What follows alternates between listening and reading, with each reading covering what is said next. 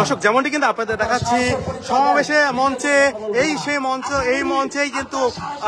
এনসিপির পক্ষ থেকে পথসভাটি অনুষ্ঠিত হবে এবং আমরা যেমনটি জানতে পেরেছি যে বরিশাল থেকে গোপালগঞ্জের পথে রওনা হয়েছেন আর অল্প কিছুক্ষণের মধ্যেই এনসিপির যারা কেন্দ্রীয় নেতৃবৃন্দ রয়েছেন তারা এই পৌর পার্কে উপস্থিত হবেন এবং এই পার্কেই আমরা দেখতে পাচ্ছি যে অসংখ্য পরিমাণ পুলিশ মোতায়েন করা হয়েছে যাতে করে কেউ কোনো নাশকতা করতে না পারে সেই লক্ষ্য নিয়েই কিন্তু মূলত এই যে পুলিশের যে অবস্থানটি সেটি কিন্তু আমরা দেখতে পাচ্ছিলাম এবং দেখতে পাচ্ছি এই মাঠেই কিন্তু আজকে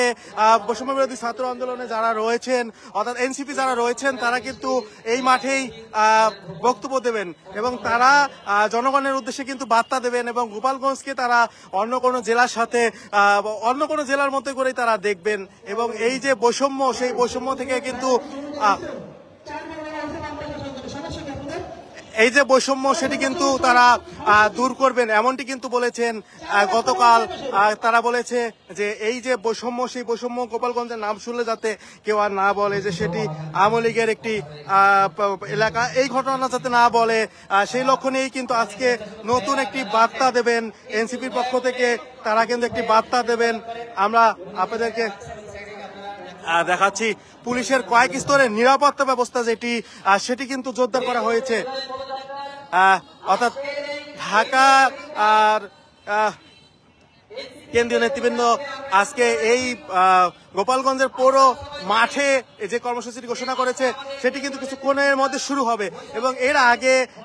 উলপুর নামে একটি জায়গায় পুলিশের একটি গাড়িতে আগুন দিয়েছে নিষিদ্ধ ঘোষিত ছাত্রলীগ সংগঠন ছাত্রলীগের পক্ষ থেকে আগুন দেওয়া হয়েছে এর থেকে হাজার গুণ বেশি ঘটা অতিক্রম করে 16 বছরের ফ্যাসিস্ট হাসিনাকে আমরা বাংলা থেকে বিতাড়িত করেছি আমরা প্রতিশ্রুতিবদ্ধ হচ্ছি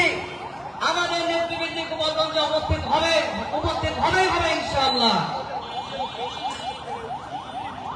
এবং পুলিশের পক্ষ থেকে কিন্তু পুরো এলাকা টহল দেওয়া হচ্ছে আমরা যেমনটি আপনাদের দেখাচ্ছি পুরো কয়েক স্তরের নিরাপত্তা ব্যবস্থা জোরদার করা হয়েছে অর্থাৎ কয়েক স্তরের নিরাপত্তা ব্যবস্থা জোরদার করেছে যে পুলিশ সেনাবাহিনী থেকে শুরু করে কয়েক স্তরের নিরাপত্তা ব্যবস্থা এই গোপালগঞ্জে জোরদার করেছে আমরা সকল মোড়ে মোড়েই পুলিশের যে ব্যবস্থাটি সেটি কিন্তু দেখতে পেয়েছি একেবারে চরম পর্যায়ে ঘটে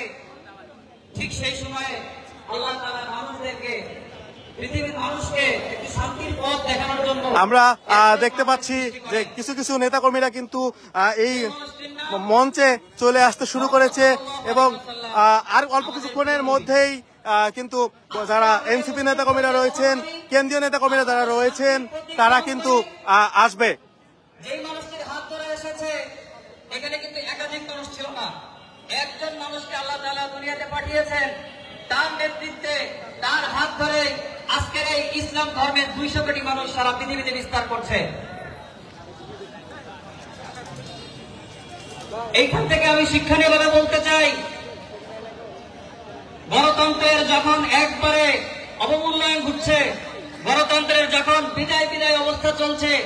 স্বৈরাচারী তন্ত্র যখন কায়েম করতে একদল পাবলিক ব্যস্ত হয়ে পড়েছে এবং তারা পুরোপুরি কায়েম করে ফেলেছে সেই সময় বাংলার মানুষকে আবার এই গণতন্ত্রকে ফিরিয়ে দেওয়ার জন্য